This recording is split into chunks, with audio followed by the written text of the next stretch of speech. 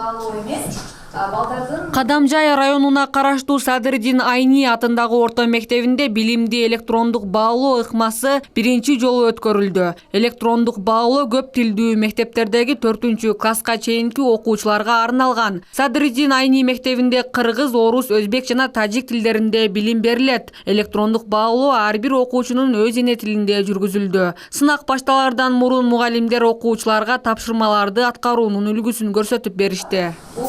Өзүнө айтып тургандай, биз могул кулакчындарды кийебиз, наушник деп коебуз орусча. Кулакчындарды кийебиз дагы, мына ошол кулакчындан кичинекей жомоп угабыз. Тексттерди окуп, угуп, жана түшүнүү этабын өткөрүп жатышат. Алар буларды өз эне тилдерине, тажиктер тажик тилинде, өзбектер өзбек тилинде, кыргыз орус класстарыбыз кыргыз орус тилдеринде өздөрүнүн көндүмдөрүн өнүктүрүп жатышат. Электрондук баалоо 3 этап менен өттү. Анын ичинде сөздөрдү маанисине карап дал келтирүү, аралашма сөздөрдү иретке келтирип сүйлөм түзүү жана аудио түрүндө даярдалган текстти угуп, эмне жөнүндө айтылгандыгы боюнча жоопторду белгилөө. Жоопторду белгилеп бүткөн соң анын натыйжасы дароо экранга чыгат. Кыйын болбоду. Ооба, абдан кызыктуу экен суроолору. Мага жомокта жакты. Суроолору да абдан кызыктуу экен. Мен бардыгына жооп бердим. Биз балдардын көндүмдөрүн текшеребиз. Бул 5 көндүм. Биринчиси бул функционалдык грамматика деп айтабыз, экинчиси окуп түшүнүү, үчүнчүсү угуп түшүнүү, төртүнчүсү сүйлөө, бешинчиси жазуу көндүмү. Бүгүн биз мына ушул мындан ары мектептер жаңы стандарт менен окутуш үчүн биз акырындык менен ушул кадамга келип атабыз. Бул эң алгачкы кадам.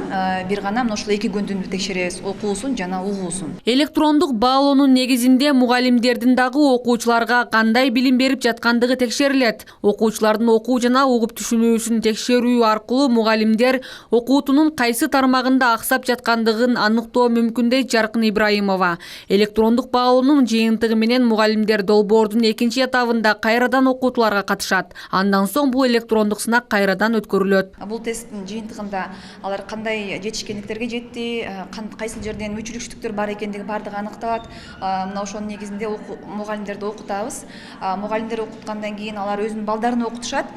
Анан экинчи айланпа жазында май айында деп белгилеп атабыз. Мына ушул майда жүргүзүлөт. Окуучуларга билим берүүнү жогорулатуу жана өлкө аймагындагы мектептерди санариптештирүүгө өткөрүү Билим берүү жана илим министрлигинин негизги максаты. Электрондук баалоо жалпысынан 48 мектепте жана 10 бала бакчада уюштурулду. Бул аракет билим берүү жана илим министрлигине балдар окууда кандай кыйынчылыктарга туш болору тууралуу маалымат алууга, мугалимдердин кесипкөй көндүмдөрүн жана даярдыгын талдап чыгууга, окуу процессин жакшыртуу боюнча чечим кабыл алууга жардам берет. Программа улуттук билим берүү стандарттарынын негизинде иштелип чыккан.